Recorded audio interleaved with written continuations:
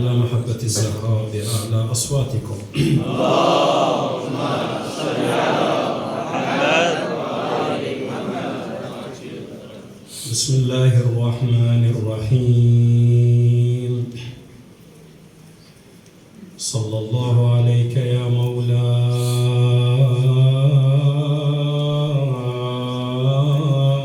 يا رسول الله. صلى الله عليك وعلى آل بيتك المظلومين.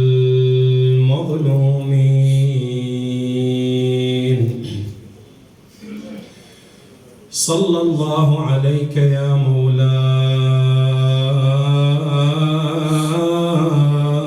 يا أبا عبد الله، يا رحمة الله الواسعة ويا باب نجاة الأمة. غريب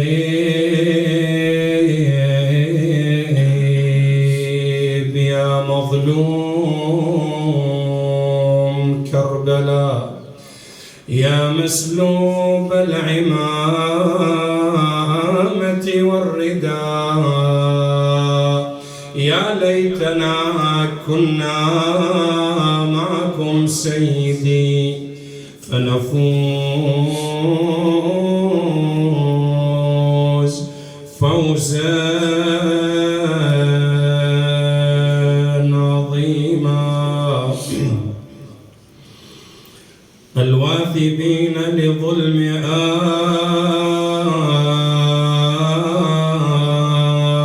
آل محمد،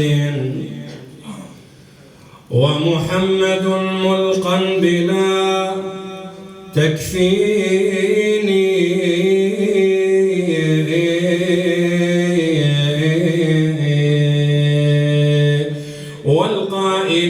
والقائلين لفاطم آذيتنا من طول نوح دائم وحنين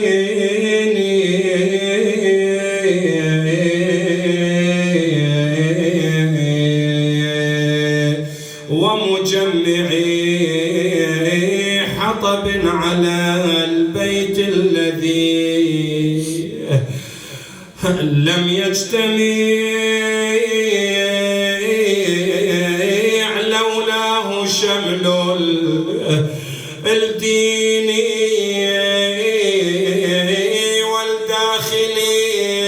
والداخلين على البتولة بيتها والمسقطين لها أعز جنين.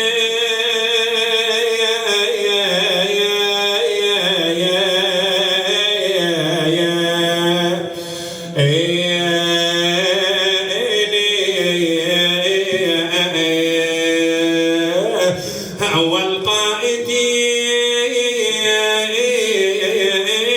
إمامهم بنجاته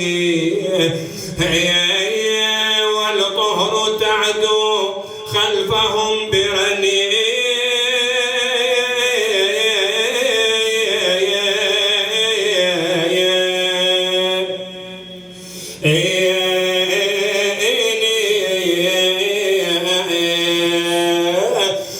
خلوا ابن عمي أولاد جبل الدعاء رأسي وأشكو للإله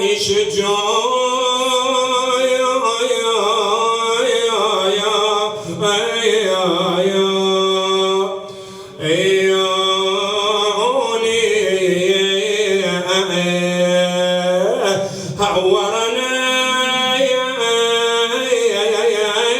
إلى القبر الشريف بمقلة عبرا وقلب مكمد محزون.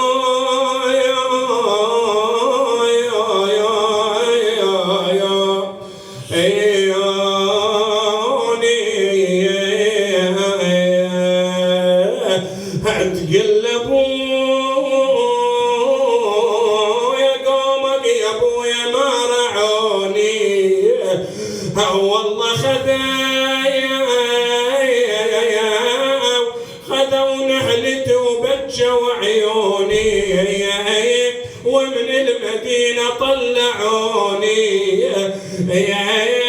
ومن البكى عليك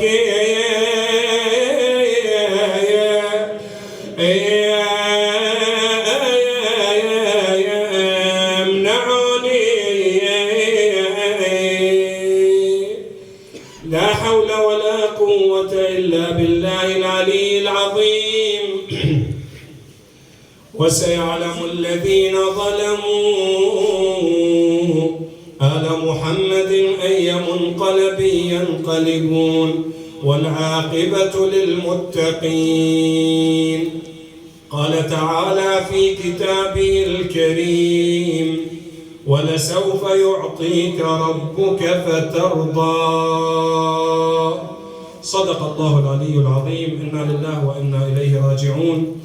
عظم الله أجورنا وأجوركم بمصاب سيدتنا ومولاتنا فاطمة الزهراء، وبمصاب سيدتنا ومولاتنا فاطمة المعصومة صلوات الله وسلامه عليهم أجمعين، ولتعجيل فرج المولى صاحب العصر والزمان وقبول مجلسنا هذا نور المجلس بالصلاة على محمد وآل محمد.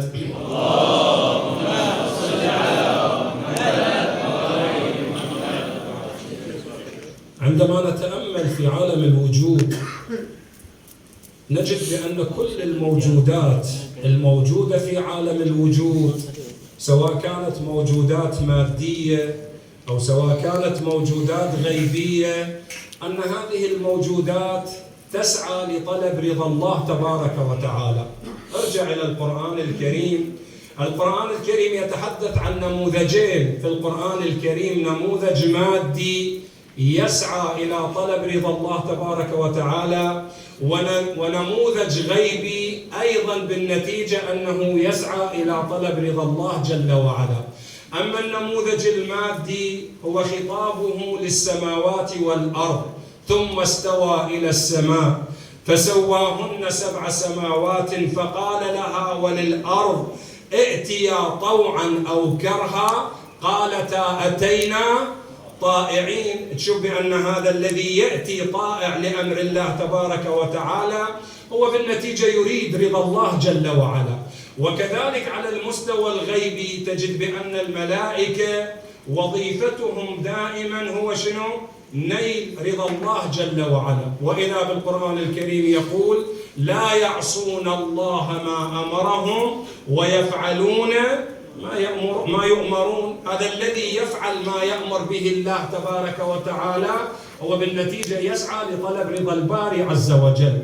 إذن كل ما في الوجود هو يطلب رضا الله جل وعلا. ليش؟ لأن كل ما في الوجود هو يشعر حالة الفقر وحالة الاحتياج إلى الله جل وعلا في وجوده وفي بقائه. فلذلك كل ما في الوجود يطلب رضا الله. ولا يمكن لنا أن نتصور أن الله تبارك وتعالى يمكن أن يطلب رضا عبده. ليش؟ لأن الله جل وعلا هو الغني المطلق. الله جل وعلا هو الغني الذي لا يحتاج إلى أحد. فلذلك لا يمكن لنا أن نتصور بأن الله يمكن أن يريد أن يرضي عبدا من عبيده. لكن عندما نجي إلى القرآن الكريم نجد بأن القرآن الكريم يثبت هذه الحقيقة، وهي أن الله تبارك وتعالى أيضا يريد أن يطلب رضا عبده. وإذا بالقرآن، لكن أي عبد من العباد؟ هو ذلك الإنسان الكامل المتمثل بالنبي الأعظم صلى الله عليه وآله، حيث أن القرآن الكريم يقول: ولسوف يعطيك ربك فترضى. يا عبدي يا حبيبي يا محمد، سوف أغدق عليك بالعطاء إلى أن يتحقق رضاك يا حبيبي يا محمد. وفعلا القرآن الكريم يثبت هذه الحقيقة: ولسوف يعطيك ربك فترضى. ولكن ما هذه العطية الإلهية؟ ما هذه العطية الربانية التي تحقق بها رضا المصطفى صلى الله عليه وآله؟ عندما تجي إلى القرآن الكريم وحقك فتش بالقرآن من أوله إلى آخره لا تجد مادة أعطى إلا في سورة واحدة، إلا في آية واحدة وهي قوله تعالى: إنا أعطيناك الكوثر. فإذا العطية الإلهية والهبة الربانية التي يتحقق بها رضا المصطفى صلى الله عليه وآله هي الكوثر. وعندما تسأل ما هو المراد من الكوثر، ارجع إلى كتب المفسرين، ارجع إلى العلماء، تجد بأن العلماء لهم أقوال في المراد من الكوثر.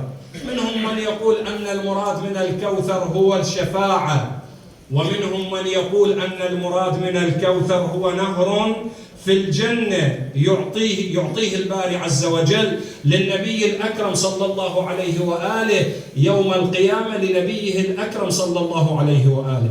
ولكن عندما ترجع إلى الفخر الرازي، ومن هو الفخر الرازي؟ الفخر الرازي ذلك المفسر الكبير الذي له ذلك الموقف الشديد اتجاه شيعة أهل البيت عليهم السلام، لكن مع ذلك تجد أن الفخر الرازي في تفسيره للآية كان منصفا. ليش؟ لأن الفخر الرازي يقول أن المراد من الكوثر هو ذريته صلى الله عليه وآله. وأرجع إلى الفخر الرازي يقول: انظر إلى كربلاء كم من قتل فيها ولم يبقى من ذرية النبي إلا علي بن الحسين، واليوم الأرض ملأى بالأكابر والأعاظم من ذرية محمد كالصادق كالباقر والصادق والكاظم والرضا. وإذا بالفخر الرازي يثبت بأن هذه الآية المراد منها ذرية النبي صلى الله عليه وآله. وفعلا تشوف بأن هذه الذرية الطاهرة لعبت دورا كبيرا في حفظ الإسلام. هذه الذرية الطاهرة لعبت دورا كبيرا في بقاء الإسلام وفي استمرار الإسلام إلى يوم القيامة. فلذلك وحقق سواء كانت هذه الذرية على مستوى الرجال أو على مستوى النساء، سيدتنا مولاتنا فاطمة المعصومة صلوات الله وسلامه عليها، هذه المرأة العظيمة التي يبشر الإمام الرضا صلوات الله وسلامه عليه والإمام الجواد أن من زارها دخل الجنة، وصلت هذه المرأة إلى هذا المقام العظيم. عندما تسأل بأي شيء وصلت المعصومة إلى هذا المقام، وصلت بشيء واحد وهو التسليم إلى إمام زمانها. وفعلا تشوف بأن هذه المرأة هاجرت من المدينة المنورة وقطعت هذه المسافات الشاسعة وقطعت هذه الوديان وهذه الجبال إلا لأجل شيء واحد، أن تقف إلى جنب إمام زمانها في نصرة الإسلام. فلذلك المرأة الوحيدة من ذرية آل محمد قد وردت فيها زيارة منصوصة من الأئمة عليهم السلام هي مولاتنا المعصومة صلوات الله وسلامه عليها. فإذا وكذلك أبو الفضل العباس صلوات الله وسلامه عليه أنه بالنتيجة أيضا قد وردت فيه زيارة مخصوصة لنفس السبب، وهو شنو؟ هو التسليم لإمام الزمان. فإذا تشوف بأن ذرية آل محمد هذه الذرية هي التي لعبت دورا كبيرا في حفظ الإسلام، وهذه الذرية منحصرة وحقق في فاطمة صلوات الله وسلامه عليها. لولا وجود فاطمة لما جاءت هذه الذرية. فلذلك الحديث القدسي الباري عز وجل يخاطب النبي صلى الله عليه وآله بحديث قدسي ويقول له: يا أحمد لولاك لما خلقت الأفلاك، ولولا علي لما خلقتك يا محمد، ولولا فاطمة لما خلقتكما. ليش؟ لأنه بالنتيجة أن النبي الأعظم صاحب رسالة سماوية لابد أن ينشئ دولة إسلامية في هذه الأرض، والنبي الأعظم بالنتيجة أنه بشر يمكن أن يرتحل عن هذه الدنيا، ولكن لا بد لهذه الرسالة أن تستمر. شلون تستمر هذه الرسالة؟ من خلال أمير المؤمنين صلوات الله وسلامه عليه. فلذلك القرآن الكريم شي يقول؟ القرآن الكريم يقول: يا أيها الرسول بلغ ما أنزل إليك من ربك وإن لم تفعل. إذا ما تبلغ ولاية علي بن أبي طالب هذه الرسالة التي جئت بها خلال 23 سنة، هذه الرسالة لا أثر بها. فلذلك لولا علي لما خلقتك يا محمد. وعلي بطبيعة الحال بشر يمكن أن يرتحل عن هذه الدنيا، فما هو المقتضي لاستمرار الرسالة؟ المقتضي لاستمرار الرسالة هو وجود فاطمة التي اقترنت بأمير المؤمنين وأخرج منها الباري عز وجل تلك النسمة الطاهرة أئمة الهدى، وبوجود الأئمة قد حفظ هذا الإسلام. إذن فاطمة صلوات الله وسلامه عليها هي همزة الوصل، فاطمة الزهراء سيدة نساء العالمين هي همزة الوصل ما بين النبوة والإمامة. فلذلك وحقك تشوف بأن فاطمة لها تلك المنزلة العظيمة عند الله تبارك وتعالى وعند رسول الله وعند أهل البيت، حيث أن الله قد جعلها ميزان لرضاه ولغضبه. فاطمة بضعة مني يرضى الله لرضاها ويغضب لغضبها. فلذلك تشوف أهل البيت عليهم السلام وحقك يعظمون الزهراء ذلك التعظيم، بحيث إذا ذكرت في مجلس من المجالس تشوف بأن دموعهم جارية على خدودهم حزنا على ما جرى على فاطمة. يدخل بشار المكاري يدخل على الإمام الصادق عندما كان في الكوفة، وإذا بالإمام الصادق بين يديه طبق من رطب وهو يأكل من ذلك الرطب، وإذا ببشار يدخل على الإمام يسلم على الإمام، وإذا بالإمام يرد السلام ويقول يا بشار أدنو وكل معي. قال اعفني يا ابن رسول الله، هناك الله يا ابن رسول الله أن شيئا قد أزعجني وأنا في طريقي إليك فعزفت نفسي عن الطعام والشراب. قال يا بشار بحقي عليك إلا ما دنوت وأكلت معي. وفعلا يقول تقدم بشار أخذ يأكل مع الإمام، وإذا بالإمام قال بشار هات حديثك، ما الذي أزعجك وأنت في طريقك إلينا؟ قال يا ابن رسول الله بينما أنا في طريقي إليك وإذا بي قد رأيت امرأة أخذها الجلواز يعني الشرطي التابع للدولة، أخذها الجلواز يسوقها إلى الحبس وهو يضربها بصوته وهي تستغيث إلى الله تبارك وتعالى وإلى المسلمين ولا يغيثها من أحد. يقول فسألت من كان بجانبي ما ذنب هذه المرأة حتى يضربها ويأخذها إلى الحبس؟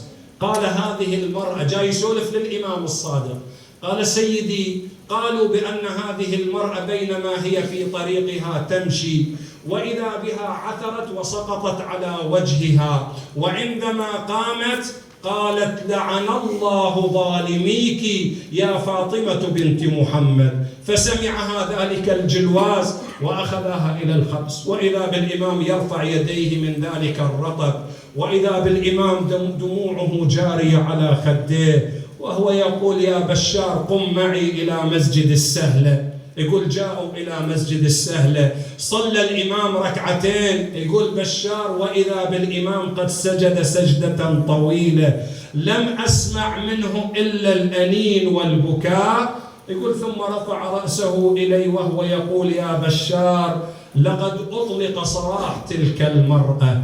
أقول سيدي يا ابن رسول الله أنك لم تتحمل أن امرأة ضربت بسبب أنها ذكرت أمك الزهراء، فكيف بك يا ابن رسول الله إذا كنت حاضر في ذلك اليوم عندما عصروا فاطمة ما بين الحائط والباب وهي تستغيث إلى الله وإلى رسول الله وإلى أمير المؤمنين.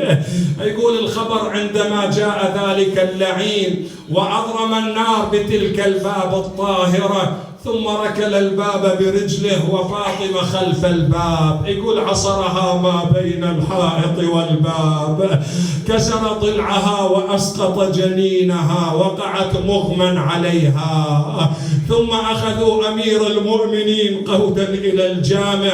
يقول لما أفاقت من إغماءتها أخذت تخاطب فضة أين أمير المؤمنين؟ قالت سيدتي أخذوه إلى الجامع. يقول خرجت على ما بها من علة وألم وهي تنادي خلوا ابن عمي أو لأكشف للدعاء رأسي. وإذا بذلك اللعين يخاطب غلامه قال ارجع إليها، لكن شلون رجع إليها قنفذ؟ يقول أخذ يضرب فاطمة بصوته إلى من تشتكي في مثل تلك اللحظات. لا يوجد هناك ناصر ولا معين، لكنها التفتت إلى جهة القبر الشريف كأني بها تخاطب أباها رسول الله بلسان الحال. عند قلبوا يا أمر على عبد ضربني يوم ضربته للقاء عذبني. والله يا لانكسار قلبه ولا رحمني. ومن الناس ما واحد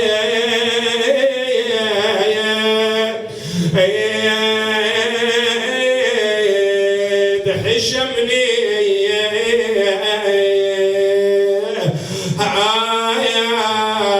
نظرت إلى القبر الشريف. يا الله، اللهم ربي أسألك وأدعوك باسمك العظيم الأعظم الأعز الأجل الأكرم يا الله. اللهم أسألك بفاطمة وأبيها وبعلها وبنيها والسر المستودع فيها إلا ما عجلت لوليك الفرج وجعلتنا من أنصاره وأعوانه ومقوية سلطانه ومن المستشهدين بين يديه. اللهم اجعل هذا البلد وبلاد الإسلام بلدا آمنا، ارزق أهله من الثمرات. من أرادنا بسوء فأرد، ومن كادنا فكته يا عزيز يا جبار. اللهم رب المؤسسون تقبل أعمالهم، وفقهم لخير الدنيا والآخرة، واحشرهم مع محمد وعترته الطاهرة إلى أمواتهم وأموات الجالسين والسامعين. من مات على الولاية والإيمان أمواتنا أمواتكم، أرواح الشهداء والعلماء، إلى روح سماحة آية الله العظمى الإمام الخميني، أموات المؤمنين والمؤمنات. نهدي ثواب الفاتحة مسبوقة بالصلاة على محمد وآل محمد.